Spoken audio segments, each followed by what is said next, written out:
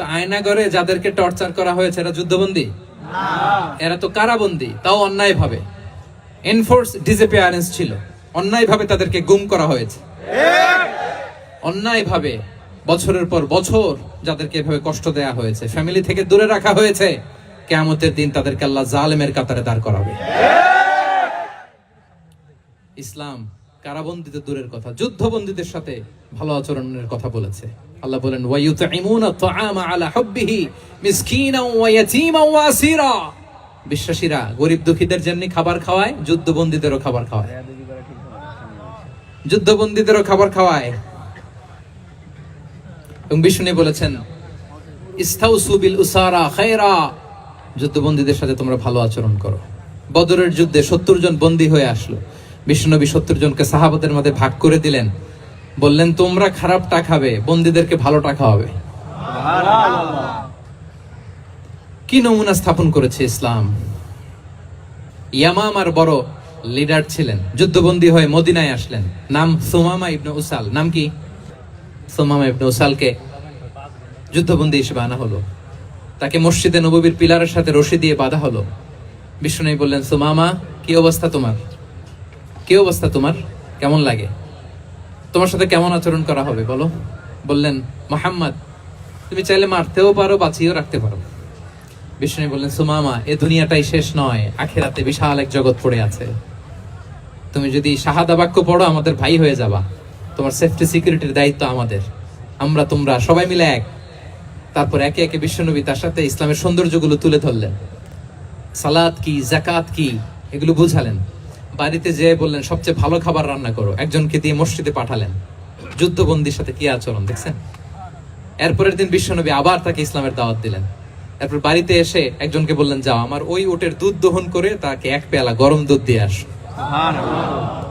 আমরা জামাইকেও তো এরকম সমাদর করি না, কি বলেন?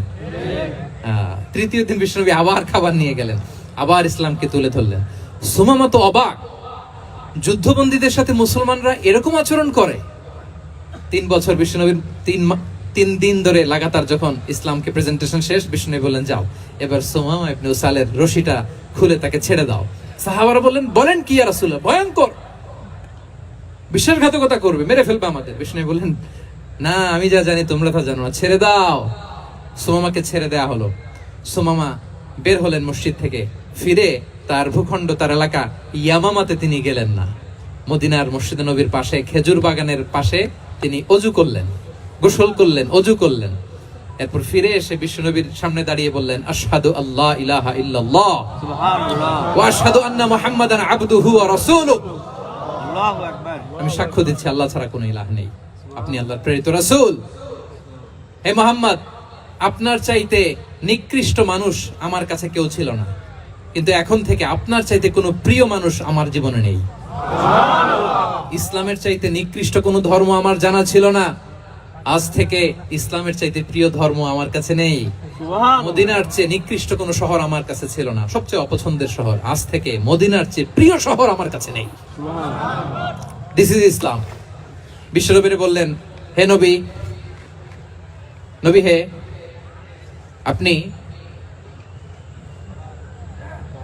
আপনি আমাকে উমরার অনুমতি দিন। তিনি উমরা করতে গেলেন। বিষ্ণু তাকে তালবিয়া শিখিয়ে দিলেন। এই প্রথম কেউ মুসলিম সুমামা ইবনে উসাল, উনিই প্রথম মুসলিমদের মধ্যে উমরা করেছেন তালবিয়া পড়তে পড়তে, লাব্বাইক আল্লাহুম্মা লাব্বাইক পড়তে পড়তে। উমরা করার শেষে ইয়ামামা থেকে গম আসতো মক্কায়, ওই গম পিষে রুটি বানিয়ে মক্কাবাসী খেয়ে বেঁচে থাকতো। উনি ঘোষণা দিলেন মুহাম্মাদের অনুমতি ছাড়া ইয়ামামার একটি গমের দানা আজ থেকে মক্কায় পৌঁছবে না। সুবহানাল্লাহ পড়বেন না? এই যে আমেরিকা যে ইকোনমিক স্যাংশন দেয়, এটা শিখছে সুমামা উমামা ইবনে উসাল রাদিয়াল্লাহু তাআলা আনহুর কাছ থেকে। আল্লাহু আকবার। তিনি বললেন একটা গমের দানা পৌঁছবে না মক্কাবাসীতে, ওনারা আর রুটি খেতে পারে না। গমের দাম বেড়ে গেল। বিষ্ণুর কাছে চিঠি লিখে পাঠালেন, হে মুহাম্মদ, তুমি যদি উমামারে না বলো আমরা না খেয়ে মরবো। পরে বিশ্বনবীর হস্তক্ষেপের মধ্য দিয়ে আবার ইয়ামামা থেকে গম আসা শুরু হয়েছে। সুবহানাল্লাহ পড়ে। প্রিয় ভাইয়েরা, তাহলে বন্দীদের সাথে, যুদ্ধবন্দীদের সাথে বিশ্বনবীর আচরণ কেমন ছিল টের পেয়েছেন? অনুধাবন করতে পেরেছেন? কষ্ট হচ্ছে আপনাদের?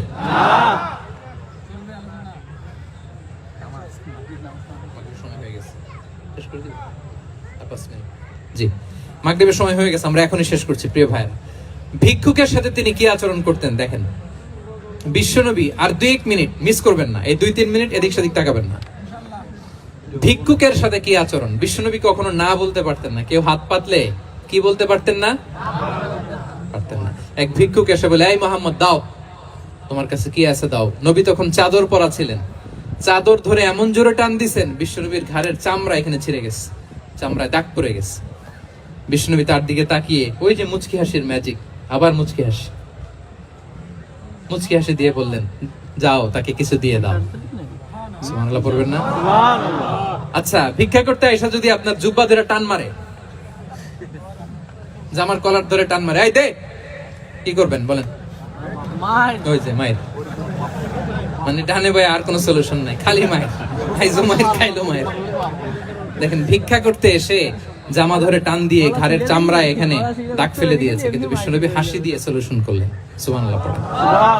শত্রুদের সাথে তিনি কেমন আচরণ করেছেন? আল্লাহ আল্লাহ আল্লাহ আল্লাহ। তায়েফের ময়দানে রক্তাক্ত হয়েছেন, রক্তাক্ত। পাহাড় রক্ষী ফেরেশতারা বলে, নবী আপনাকে রক্তাক্ত করেছে? তায়েফে কেন গেছিলেন বিশ্বনবী? জমির বায়না করতে না? তায়েফে জমি কিনতে গেছিল না? তায়েফবাসীকে জাহান্নামের আগুন থেকে বাঁচাতে রক্তাক্ত করা হয়েছে। পাহাড় রক্ষী ফেরেশতারা বললেন, নবী একটা আদেশ দেন, 2 দিক থেকে চাপা মেরে পুরো তায়েফবাসীকে মাটির সাথে মিশিয়ে ফেলবো, মাটির সাথে মিশে যাবে। বিশ্বনবী বললেন, না না, তারা হয়তো ঈমান আনে নাই, তাদের ভবিষ্যৎ প্রজন্মের কেউ না কেউ লা ইলাহা পড়বে, কেউ না কেউ লা ইলাহা জপবে। তাই হয়েছে। তায়েফে যদি যান, আল্লাহু আকবার, মসজিদ আর মসজিদ, শান্তি আর শান্তি। আল্লাহু আকবার। উহুদের ময়দানে দাঁত শহীদ হয়েছে, রক্তাক্ত হয়েছে, হেলমেট ভেঙে কপালে পাথর ঢুকেছে।